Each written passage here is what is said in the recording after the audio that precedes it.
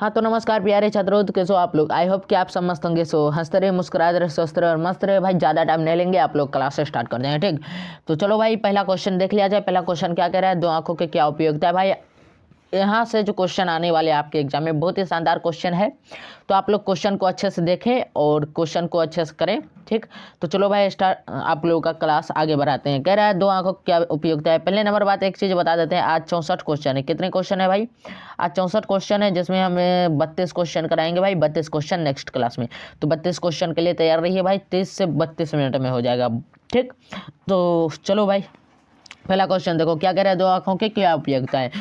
वस्तु को दो आंखों से देखने की क्या उपयोगिता है, उसकी उपयोगिता निम्न दी गई है, नीचे दी गई है। ठीक, क्या तो वस्तु की दूरी का अंदाजा ठीक से लगाया जा सकता है, ये भाई उपयोग ही होता है आंख का।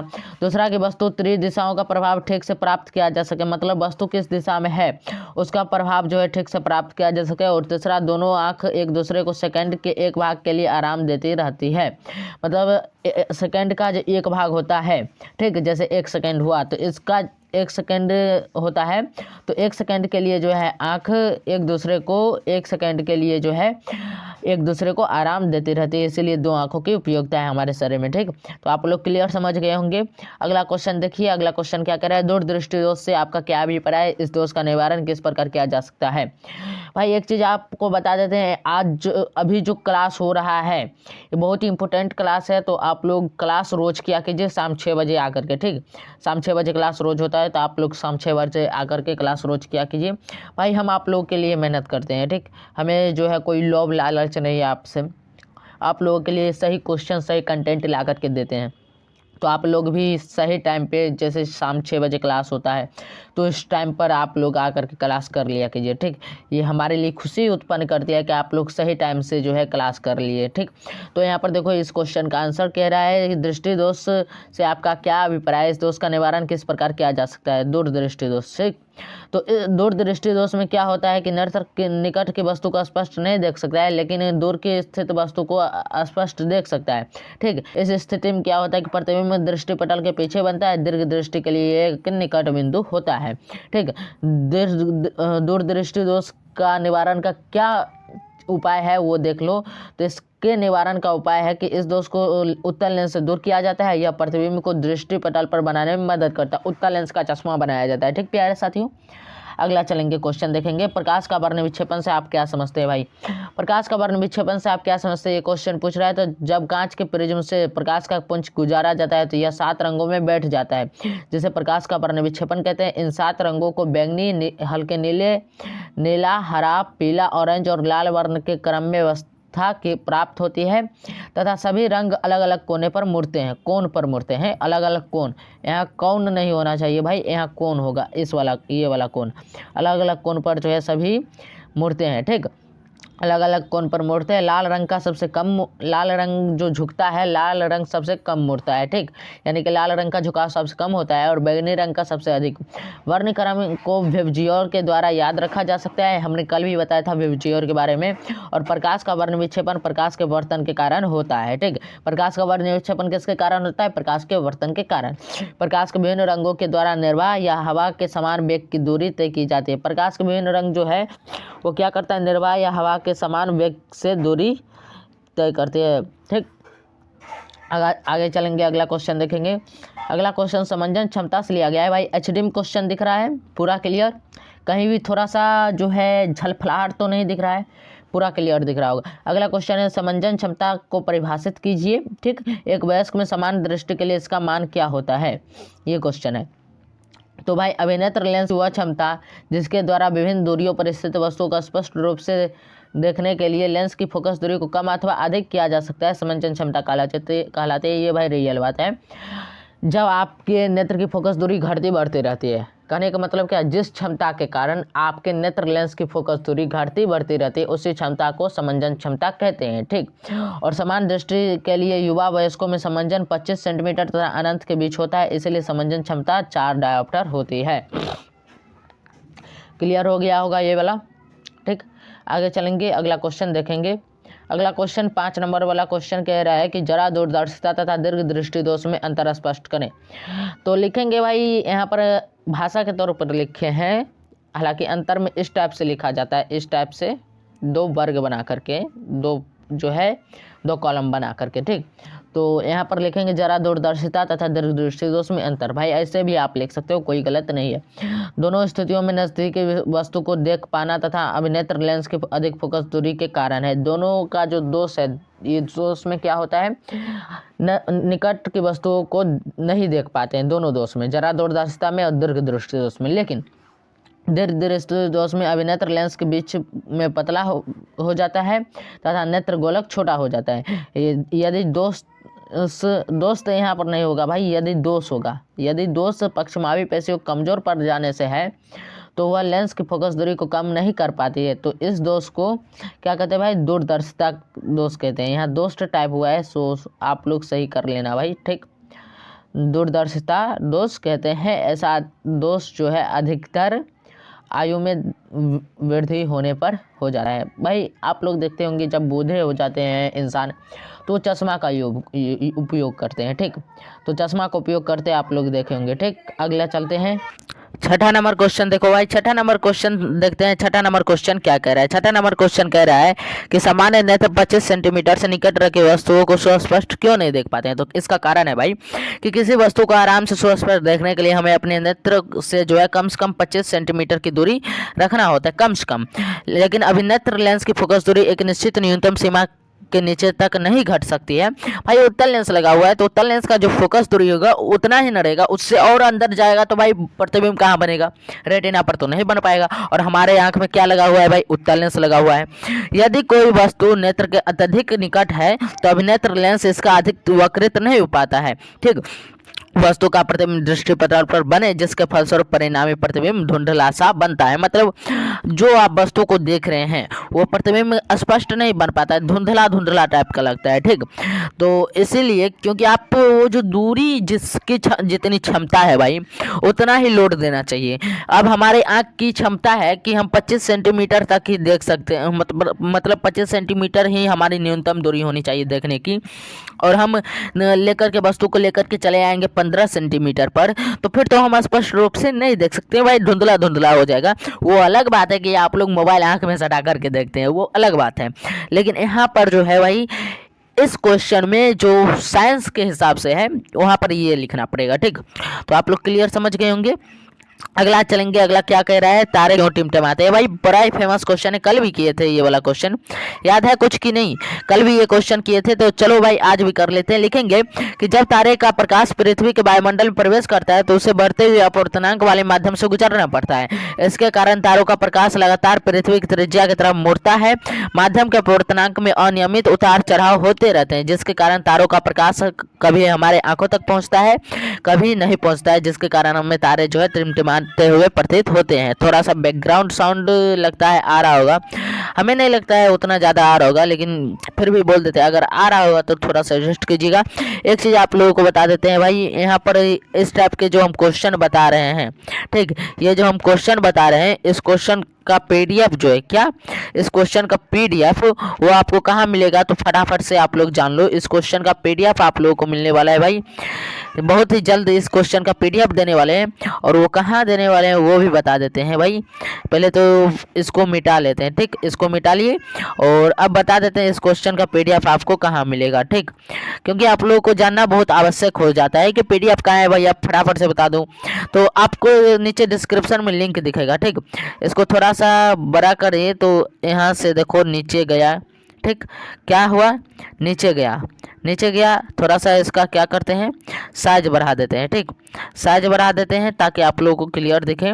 और यहाँ पर देखो हम नीचे तीर का चिन्ह लाए, यहाँ पर नीचे में आपको जो है भाई डिस्क्रिप्शन दिखेगा, क्या दिखेगा, डिस्क्रिप्शन, और डिस्क्रिप्शन पर टाइप कीजिएगा, मतलब जो लिखा वीडियो जो चल रहा है उसके ठीक नीचे कुछ लिखा होगा, दिख रहा है आपको लिखा हुआ, तो उस पर आप टाइप कीजिए, ठीक। उस पर जब आप टाइप कीजिएगा तो आप चले जाइएगा नीचे डिस्क्रिप्शन में, और वहीं पर लिखा होगा भाई कि पीडीएफ डाउनलोड करने के लिए नीचे दिए गए लिंक पर क्लिक करें, वहाँ पर क्लिक कीजिएगा, आपको पीडीएफ मिल जाएगा, ठीक।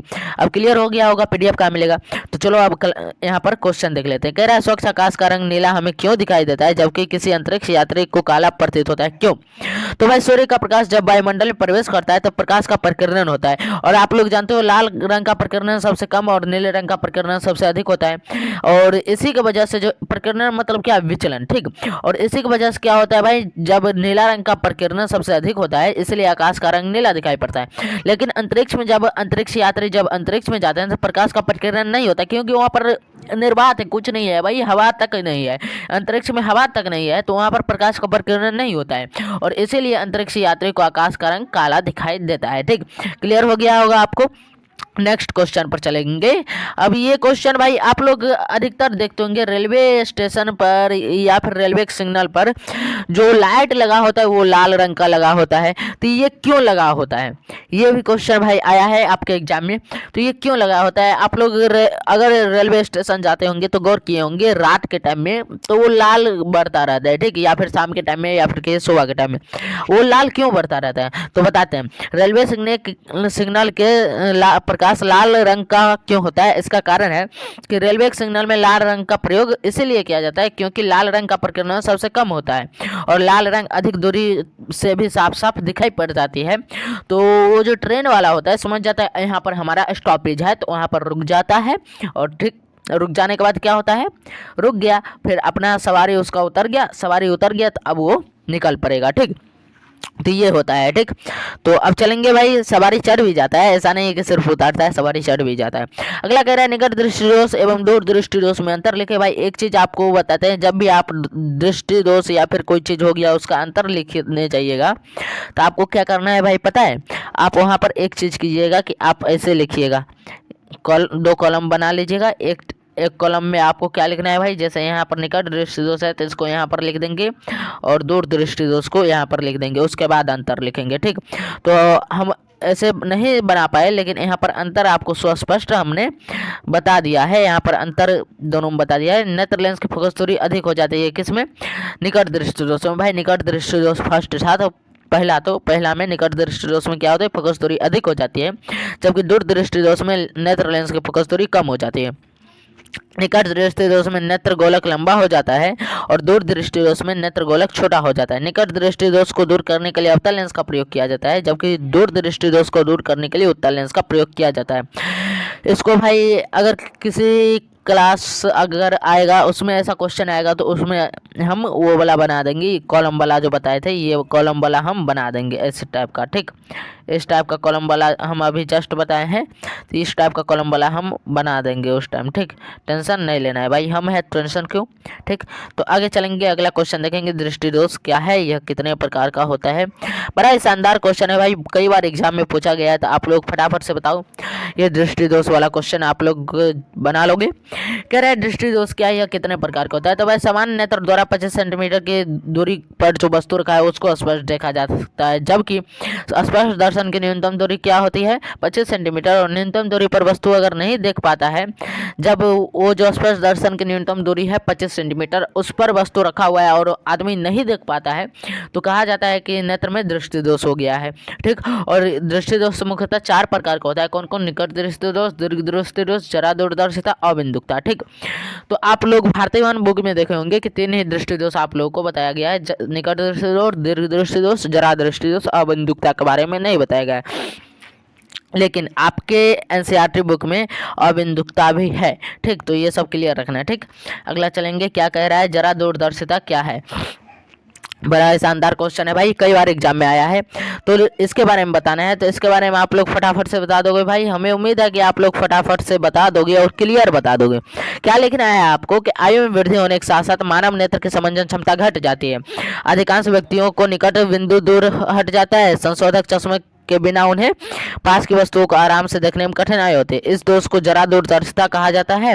इस दोष पक्षमाभी पेशियों के धीरे धीरे दुबले पतले होने पर जो है क्रिस्टलीय लेंस के लचीलेपन में कमी आने के कारण उत्पन्न होता है ये दोष। कौन दोष? जरा दूरदर्शिता। कभी कभी नेत्र में दोनों प्रकार के दोष उत्पन्न हो जाते हैं, जिन्हें द्विफोक्सी लेंसों की सहायता से दूर किया जाता है, ठीक। तो इस प्रकार से जरा दूरदर्शिता दोष होता है ये, और उसका उपाय भी बता दिया है, कैसे इसको दूर किया जाता है, किस कारण से होता है वो भी बता दिया गया है, ठीक। तो आप लोग क्लियर समझ गए होंगे। अगर आपको पूछेगा जरा दूरदर्शिता दोष क्या है, इस यह किस किसके कारण होता है, क्यों होता है और इसको दूर करने का क्या उपाय है।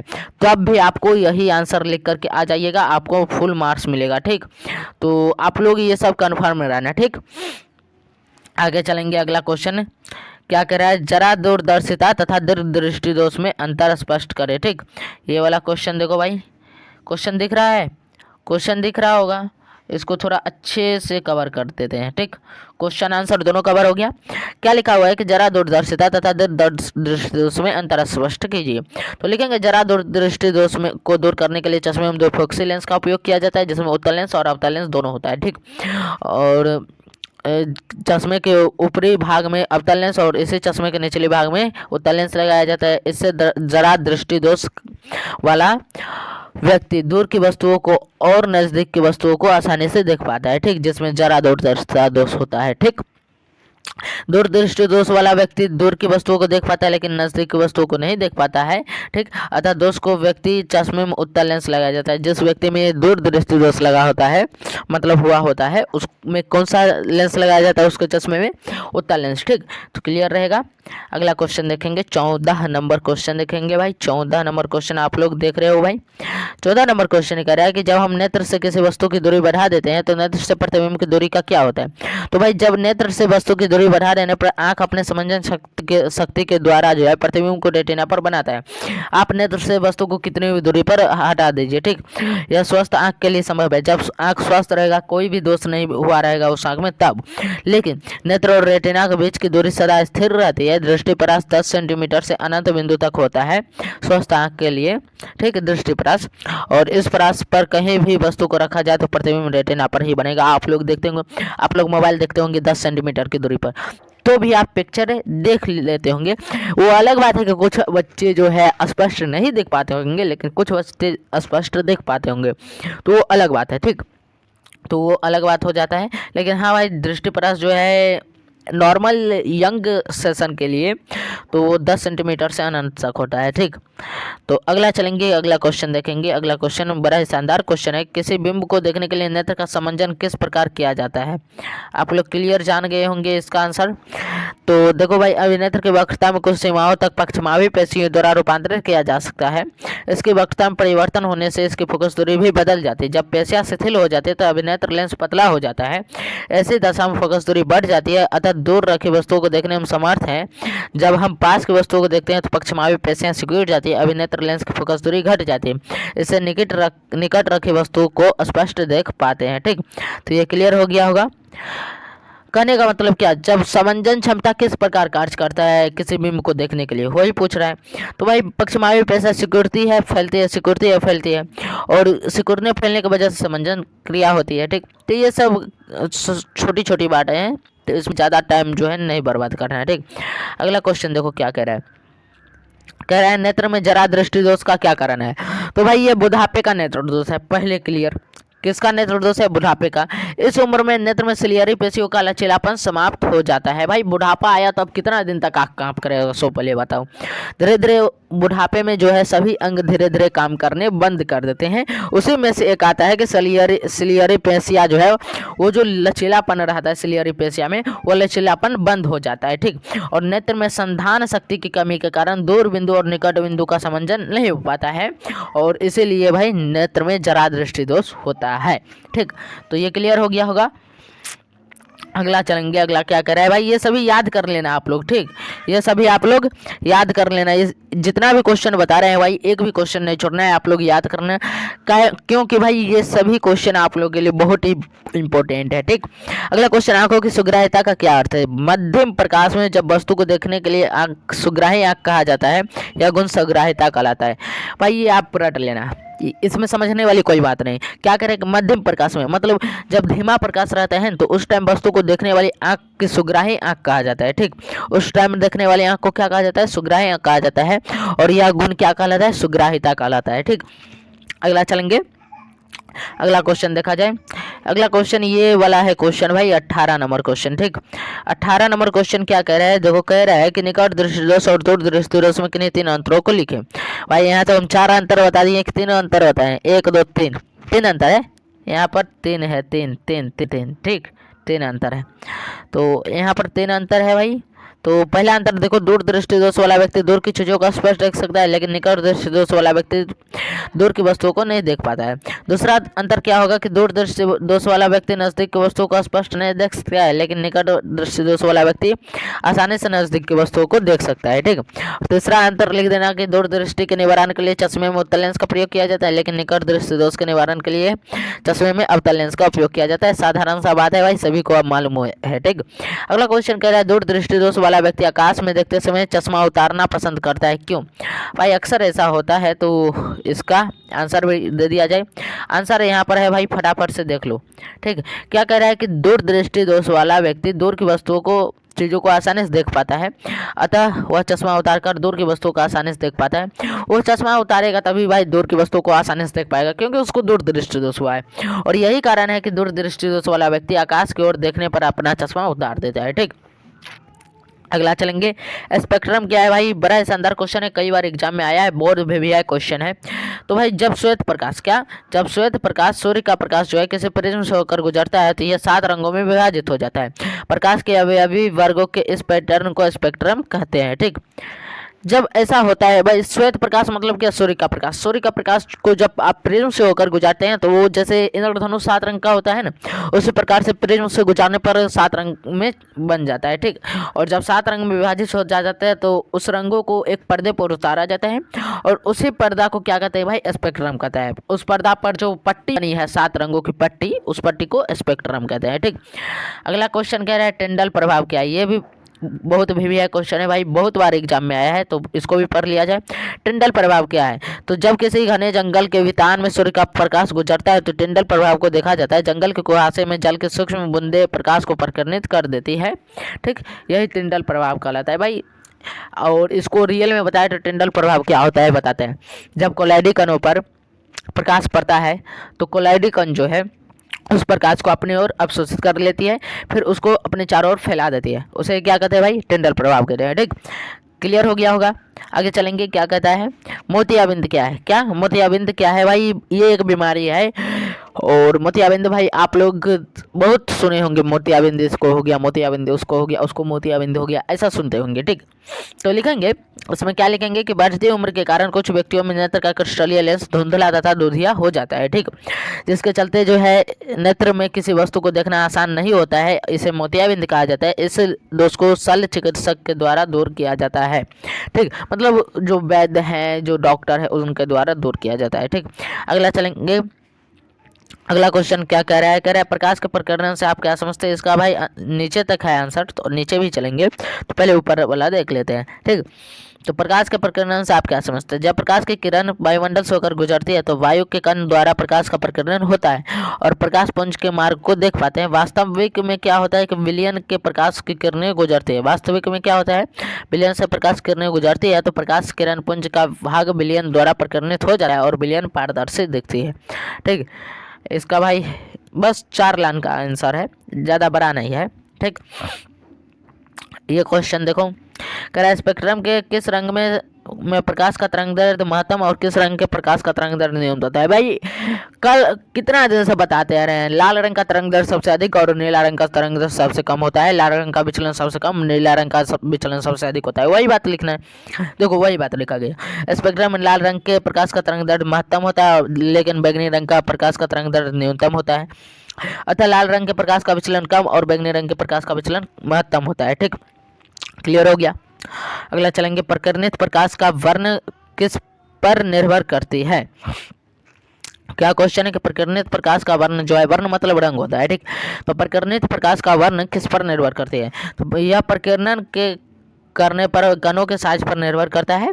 अत्यंत सूक्ष्म कण मुख्य रूप से नीले रंग को प्रकीर्णित करते हैं, जबकि बड़े साइज के अधिक कण जो है तरंगदैर्घ्य के प्रकाश को प्रकीर्णित करते हैं। ठीक। ये चीज़ लिख दीजिएगा, आपको आंसर मिल जाएगा, मतलब नंबर मिल जाएगा। आंसर क्या? नंबर। अगला क्वेश्चन, कैसे व्यक्ति नेत्रदान नहीं कर सकते हैं? मस्त क्वेश्चन है भाई, कैसे व्यक्ति नेत्रदान नहीं कर सकते हैं? आप लोग को पता है कैसे व्यक्ति नेत्रदान नहीं कर सकते हैं? उच्च रक्तचाप वाले व्यक्ति, मधुमेह का रोगी जिसे मधुमेह रोग हुआ हो, दम्य का रोगी जिन्हें कोई संक्रामक रोग नहीं है, नेत्रदान कर सकते हैं। मतलब कहने का मतलब जो उच्च रक्तचाप वाले व्यक्ति हैं, मधुमेह का रोगी जो है, दम्मे का रोगी है, ये सब नेत्रदान कर सकते हैं, ठीक। या फिर जिस कोई संक्रामक रोग नहीं हुआ है सो नेत्रदान कर सकते हैं। लेकिन वहीं पर संक्रामक रोग है, AIDS, hepatitis B, tetanus, tetanus समझते हो? जब सुई अगर शरीर में लग जाता है, पाँव में लग जाता है, शरीर के किसी भाग पर सुई बोलो, या फिर कट जाता है, फिर उसमें जो है बाहरी धुलकन प्रवेश करता है और उसके वजह से टिटनेस हो जाता है, घाव, भयानक घाव, ठीक। तो उसको टिटनेस कहा जाता है, आप लोग जानते होंगे, ठीक। तो जिसको टिटनेस हुआ हो या फिर जिसको हैजा हुआ हो, हैजा भाई बहुत दिन पहले होता था, इधर बहुत ही कम होता है, इससे मरने वाले व्यक्ति जो है नेत्रदान नहीं कर सकते हैं, ठीक। और वहीं पर उच्च रक्तचाप दाब से जो व्यक्ति मर रहे हैं वो नेत्रदान कर सकते हैं, मधुमेह का रोगी जो है वो नेत्रदान कर सकते हैं, दम्मे का रोगी नेत्रदान कर सकते हैं, ठीक। तो क्लियर हो गया होगा। अगला चलेंगे, मस्त क्वेश्चन है, विद्युत चुम्बकीय प्रेरण से आप क्वेश्चन क्या समझते हैं? विद्युत चैप्टर में प्रवेश कर गए भाई, विद्युत चुम्बकीय प्रेरण से आप क्या समझते हैं? तो लिखेंगे भाई, जब वह प्रक्रम जिसके द्वारा किसी चालक के परिवर्तित चुंबक के कारण, चुंबकीय क्षेत्र के कारण अन्य चालक में विद्युत धारा प्रेरित होती है तो विद्युत चुम्बकीय प्रेरण कहलाता है, ठीक। इतना लिख दो भाई, हो गया। अगला क्वेश्चन 28 नंबर, विद्युत मोटर के कुछ उपयोगों को लिखें। लिख लोगे भाई? 4 उपयोग दिए हैं कि 5? 4 उपयोग लिख दिए, 5 उपयोग लिखे हैं। चलो, विद्युत मोटर के कुछ उपयोग लिखे, तो यहाँ पर लिख देंगे विद्युत मोटर के उपयोग निम्नलिखित है। कौन कौन? विद्युत पंखों में, रेफ्रिजरेटर में, विद्युत मिश्रकों में, वॉशिंग मशीन में, MP3 प्लेयरों में, ठीक। इसमें विद्युत का उपयोग किया जाता है। अगला क्वेश्चन बड़ा शानदार क्वेश्चन है, चुंबकत्व की असली पहचान क्या है? चुंबकत्व की असली पहचान क्या है? तो चुंबकत्व की असली पहचान क्या है भाई? चुंबक के सजातीय ध्रुवों के बीच प्रतिकर्षण और विजातीय ध्रुवों के बीच आकर्षण होता है। यानी कि जब प्लस प्लस रहता है तो प्रतिकर्षण, या फिर माइनस माइनस रहता है तो प्रतिकर्षण। वहीं पर अगर प्लस माइनस रहेगा तो आकर्षण, या फिर माइनस प्लस रहेगा तो आकर्षण, ठीक। आकर्षण होता है इसमें, और विकर्षण यानी कि प्रतिकर्षण किसमें होता है? इसमें, ठीक, जब सजातीय आवेश रहता है। और दूसरा बात क्या होता है? दूसरा बात यहाँ पर देख लो भाई, यहाँ पर जो इस क्वेश्चन का दूसरा बात हो जाएगा, दूसरी पहचान, दो लोहों के टुकड़े को ले जाए जिनके एक छोर से दूसरे छोर से सटाने पर अगर प्रतिकर्षण होता है तो दोनों लोहे के टुकड़े चुंबक होंगे, ठीक। हालांकि चुंबक में कुछ लोहे के टुकड़े होते हैं लेकिन सभी लोहा का टुकड़ा चुंबक नहीं हो जाता है, ठीक। तो आप क्लियर समझ लो। अगला क्वेश्चन 30 नंबर क्वेश्चन देख लो, क्या कह रहा है? विद्युत फ्यूज क्या है? विद्युत फ्यूज क्या है? तो विद्युत फ्यूज क्या है भाई? यह एक मिश्र धातु, क्या यह किस मिश्र धातु को बना होता है? तो भाई विद्युत परिपथों के लिए विद्युत फ्यूज तार का उपयोग किया जाता है। आप लोग अपने घरों में बोर्ड में देखते होंगे विद्युत फ्यूज का उपयोग किया जाता है। यह अतिभारण या फिर के लघुपतन के कारण उत्पन्न उच्च विद्युत धारा के बहने पर जो है गल जाता है भाई। जब शॉर्ट सर्किट होता है तब यह गल जाता है, या तथा सुरक्षा प्रदान करता है। मतलब जब गल जाएगा, जब विद्युत फ्यूज गल जाता है ना, तब क्या होता है कि पूरे घर का लाइट चली जाती है, और उससे क्या होता है कि हमारे घर में जो बल्ब फ्यूज होने वाले थे, या फिर कि पंखा फ्यूज होने वाला था, या फिर कि हीटर फ्यूज होने वाला था, हीटर गलने वाला था, तो ये सब नुकसान होने से बच जाता है, ठीक। और फ्यूज तार तांबे तथा टिन के मिश्र धातुओं से बनाया जाता है, ठीक। अगला क्वेश्चन 31 नंबर क्वेश्चन काफ़ी ज़्यादा, मतलब क्वेश्चन पहले देख लो, आंसर आगे चलेंगे। क्वेश्चन क्या कह रहा है कि विद्युत चुंबक के चुंबकत्व की तीव्रता किन किन बातों पर निर्भर करता है? विद्युत चुंबक के चुंबकत्व की तीव्रता किन किन बातों पर निर्भर करता है? तो यहाँ से देखो, पहले लिखेंगे विद्युत चुंबक के चुंबकत्व की तीव्रता निम्नलिखित बातों पर निर्भर करता है। किन किन बातों पर? तो परिनालिका की फेरों की संख्या, n बढ़ाने से चुंबकत्व की तीव्रता b समानुपाती से ढंग से बढ़ती है, ठीक। यानी कि b प्रोपोर्शनल टू n, ठीक। अगला, अगर धारा का मान जो है I बढ़ने पर चुंबकत्व की तीव्रता B समानुपाती ढंग से बढ़ती है, ठीक। तो यहाँ B समानुपाती I, धारा का मान क्या है? I। और C नंबर देख लो, क्या लिखेंगे कि क्रोड की प्रकृति पर परिनालिका के अंदर नरम लोहे का व्यवहार करने पर अधिक शक्तिशाली चुंबक बनता है, लेकिन इस्पात के व्यवहार करने पर कम शक्तिशाली चुंबक बनता है, ठीक। ये चीज़ आप लिख दीजिएगा, आपको नंबर मिल जाएगा, ठीक। अगला क्वेश्चन भाई, अगला क्वेश्चन देखो क्या कह रहा है। ये क्वेश्चन कह रहा है विद्युत धारा के चुंबकीय प्रभाव। क्या कह रहा है? विद्युत धारा के चुंबकीय प्रभाव संबंधित दक्षिण हस्त अंगूठा का नियम लिखे। भाई बहुत बार एग्जाम में आया है, ये समझ लो, बहुत बार आया है, और खास करके ये मेरे एग्जाम में आया था, तो इस क्वेश्चन को तो भाई छोड़ेंगे नहीं क्या, नहीं छोड़ रहे हैं। लिखेंगे दक्षिण हस्त अंगूठा का नाम क्या है, तो जब दाहिने हाथ की तर्जनी, तर्जनी समझते हो, सबसे बड़ी उंगली, दाहिने हाथ के सबसे बड़े उंगली जो होते हैं ना वो तर्जनी होते हैं, ठीक। सॉरी, बड़ी उंगली और अंगूठा, बड़ी उंगली और अंगूठा के बीच में जो होता है वो तर्जनी होता है। और मध्यमा, मध्यमा और उंगली और अंगूठा इस प्रकार फैलाकर रखा जाता है कि तीन उंगलियों एक दूसरे के साथ लंबवत हो, ठीक। यहाँ तो भाई बोर्ड पेर तो नहीं है, नहीं तो स्पष्ट दिखा देते, ठीक। एक दूसरे के साथ लंबवत होता है। यहाँ पर तो कैमरा भी नहीं लगा हुआ है भाई, तो चलो हम दिखा देंगे किसी दिन, और हालांकि समझाए हुए हैं ये वाला बात। तो अगर तर्जनी उंगली चुंबकीय बल की दिशा की ओर संकेत करती है तो अंगूठा चुंबक की गति की ओर इंगित करेगा, ठीक। और मध्यमा उंगली जो है प्रेरित धारा की दिशा को इंगित करेगा, ठीक, प्रेरित धारा की दिशा को बताएगा, ठीक। क्लियर हो गया। अब 33 नंबर क्वेश्चन कर लिया जाए, कर लेते हैं भाई। 33 नंबर क्वेश्चन को क्यों छोड़े, कर लेते हैं। 35 नंबर क्वेश्चन तक मन है तो कर ले, 33 नंबर क्वेश्चन कर लेते हैं, 33 से आगे नेक्स्ट डे करेंगे, ठीक। 33 नंबर क्वेश्चन देख लो, क्या कह रहा है कि फ्लेमिंग के वाम हस्त नियम को लिखें। अब फ्लेमिंग के वाम हस्त नियम, अपने बाएं हाथ की तर्जनी ले लो, ठीक, और मध्यमा और अंगूठे को परस्पर लंबवत फैलाइए। यदि तर्जनी चुंबकीय क्षेत्र की दिशा तथा मध्यमा धारा की दिशा प्रदर्शित करे तो चालक की गति की दिशा अंगूठे की दिशा में होगी, ठीक। ये चीज़ हो गया, और मुझे उम्मीद है आप लोग क्लियर समझ गए होंगे। आज का क्लास कैसा रहा भाई आप लोग बता दे ना, और फिलहाल देख लेते हैं भाई। हाँ, आधा घंटा तो हो गया भाई। क्लास अच्छा लगा होगा तो आप लोग अपने दोस्तों को भी शेयर ज़रूर कीजिएगा, ठीक, ताकि उसको भी थोड़ा फ़ायदा हो जाए, क्योंकि एग्ज़ाम में तो भाई ज़्यादा दिन बचा नहीं है। जो कुछ भी वो पढ़ ले तो अच्छा रहेगा, ठीक। तो चलो भाई, मिलते हैं नेक्स्ट क्लास में, तब तक के लिए हंसते रहिए, मुस्कुराते रहिए, स्वस्थ रहिए और मस्त रहिए। मेरे तरफ से भाई यही कोशिश रहेगी कि आप लोग को हर एक वो कंटेंट ही दिया जाएगा एग्ज़ाम से पहले, जो कि आपके लिए एग्ज़ाम में बहुत ही इम्पोर्टेंट है, ठीक। फिजिक्स भाई कल ख़त्म हो जाएगा, फिजिक्स वाला सब्जेक्टिव कल ख़त्म हो जाएगा। हम बोल रहे हैं कि भाई कल ख़त्म हो जाएगा तो ख़त्म हो जाएगा, और इसका एक अलग से प्लेलिस्ट बन जाएगा जिसमें फुल्ली साइंस, पूरा साइंस कवर अप होगा। और कितना वीडियो रहेगा भाई, 6 से 7 वीडियो रहेगा और पूरा साइंस कवर अप, ठीक। तो मुझे उम्मीद है क्लियर आप लोग समझ गए होंगे। तो चलो भाई, मिलते हैं नेक्स्ट क्लास में, तब तक के लिए हंसते रहे, मुस्कुराते रहे, स्वस्थ रहे और मस्त रहे। और भाई चैनल पर नए हो तो भाई अगर चैनल पर नए हो तो सब्सक्राइब कर लेना, ठीक है, या फिर अपने अगल बगल के छोटे भाई बहन को बोलते ना भाई सब्सक्राइब करने के लिए, ठीक, जो कि 9th से 10th में जाने वाले होंगे या फिर 8th से 9th में जाने वाले होंगे उसको, ठीक। तो चलो भाई, मिलते हैं नेक्स्ट क्लास में, तब तक के लिए हंसते रहे, मुस्कुराते, स्वस्थ रहे और मस्त रहे। जय हिंद, जय भारत।